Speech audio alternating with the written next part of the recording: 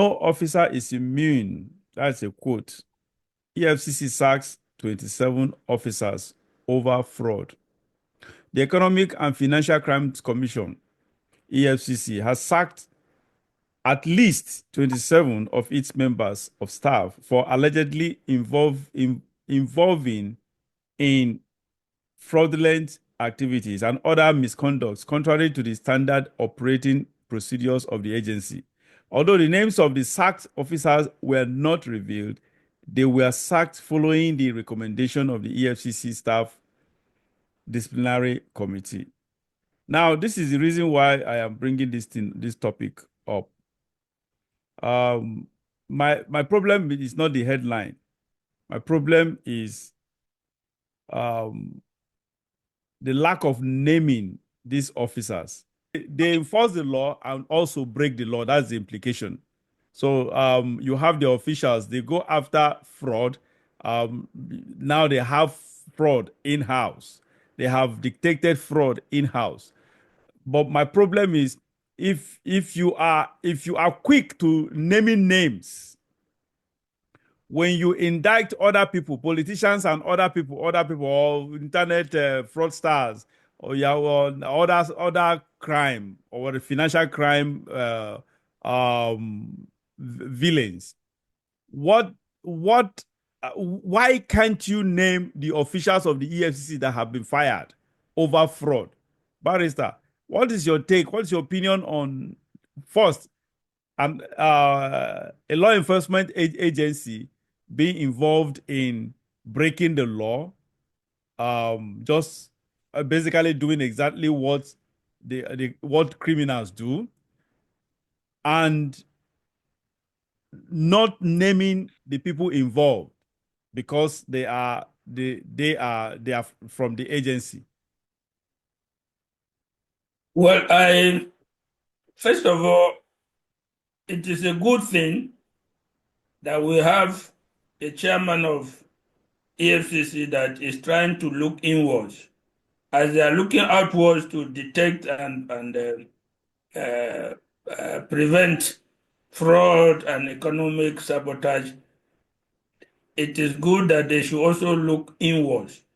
These gentlemen, items that have been recovered from people, gold and other things, expensive phones and other things, were lost in the custody of EFCC with money.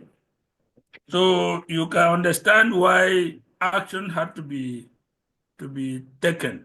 But this may not, and is actually not the first time, a lot of unwholesome activities have been going on in the EFCC in terms of seized properties that were eventually sold. And we heard a lot of things behind the scenes. When they seize houses, they seize cars, they seize estates, they seize expensive jewelry. The process of disposing those items has never been transparent in the past. There were allegations, in fact, I think from Magu's time, part of the issues he had was the sale of properties that were recovered by EFCC. Now, this is a very tempting,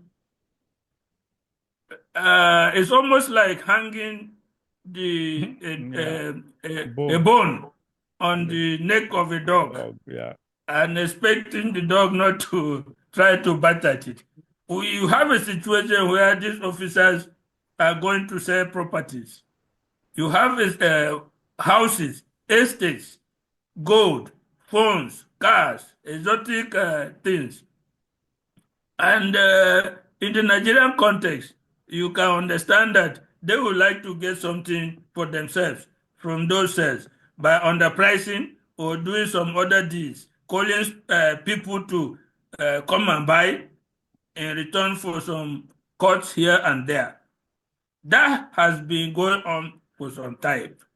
Now, this one is not just the sale, it is the loss, it is the pilfering of these items by staff themselves. How do you come about, you recover these things and put them in the store, and then the next thing or which have been documented, then the next time bring them up, the items are nowhere to be found. It doesn't make, this is an agency to curb and detect and prevent crime and fraud. But then under its very nose, fraud is germinating, is ripening, and is widespread.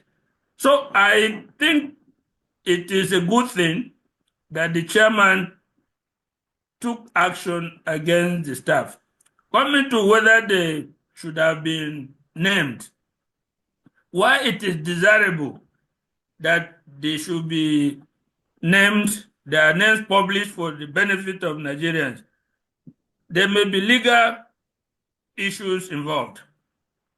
Because when you are in an organization and you use administrative means to dismiss people or sack them, the people can still come to court to challenge it.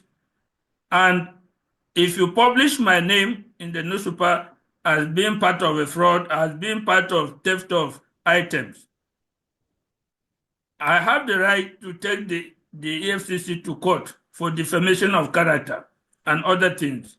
So if you are not 100% sure of the evidence, even though the evidence rises administratively to the point of sacking somebody, you don't go as far as publishing their names.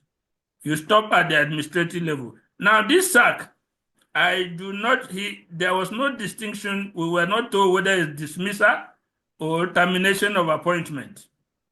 Now, if you are not very sure in the administrative panel that was set up to investigate, you have evidence, but it's not 100% evidence. But there is something some staff have done. You may not be able to pin it down to the last dot and comma. You now terminate the appointment. You don't dismiss them because they can challenge the dismissal based on the reason that you gave. So I think this is one of the constraints that made them not to publish the names of those people that they have sent away. And this sending away, we were not told whether it's dismissal or termination, just like I said. But it's a good thing to do.